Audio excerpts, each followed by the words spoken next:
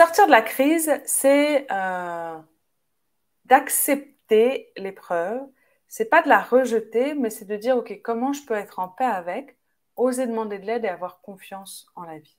Est-ce qu'il y a des moments dans ta vie, c'était difficile et que tu t'es dit que tu n'y arriverais pas, que la montagne était trop grande, que le tas de fumier devant toi était impossible à enlever, et il s'est passé quelque chose où toi, tu as avancé, tu as trouvé des ressources, l'univers t'a aidé, tu as eu des synchronicités qui t'ont permis d'avancer, de croire en toi, tu as une main tendue, tu as eu quelque chose qui est arrivé, que ce soit de l'intérieur ou de l'extérieur, et tu t'es dit, OK, j'ai réussi à m'en sortir. Et en plus, j'ai appris grâce à ça. Moi, les grands moments de doute, les grands changements intérieurs, comme je t'en ai parlé par exemple quand j'avais 20 ans, ça m'a aidé à transformer la suite de mon chemin et à dire le plus important, c'est d'être en paix.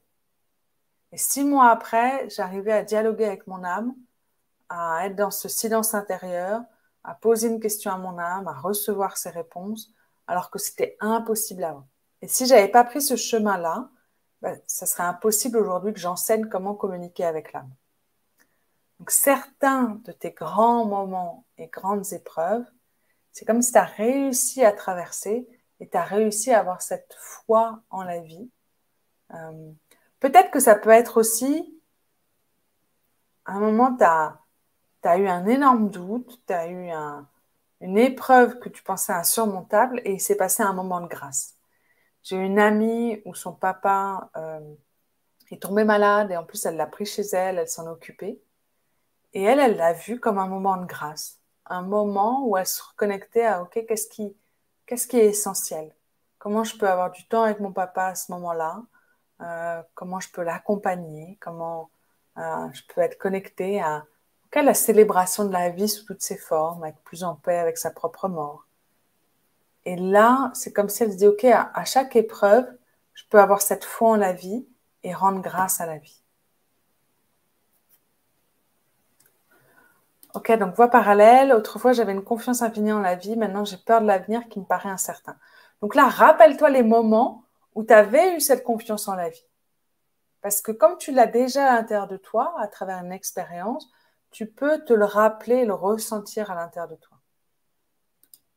Agnès, pour lâcher prise et faire confiance, je dis OK, je laisse le paquet à l'univers. Ouais, top. Ok, la première étape est de me le dire à voix haute, de me parler, de me demander de l'aide et d'apprendre à l'accepter. Donc, Marjolaine, continue à demander de l'aide en tout cas aux autres. Hein, et de se dire, je peux avoir confiance en la vie. Moi, le fait juste de me répéter, je peux avoir confiance en la vie, c'est comme si je me reconnecte à mon âme, à l'univers et dire, OK, j'ai confiance dans ce chemin, même si je vais passer par un tunnel, même si je vais avoir des doutes, des questionnements. OK, j'ai foi en la vie, j'ai confiance en mon âme et en la vie.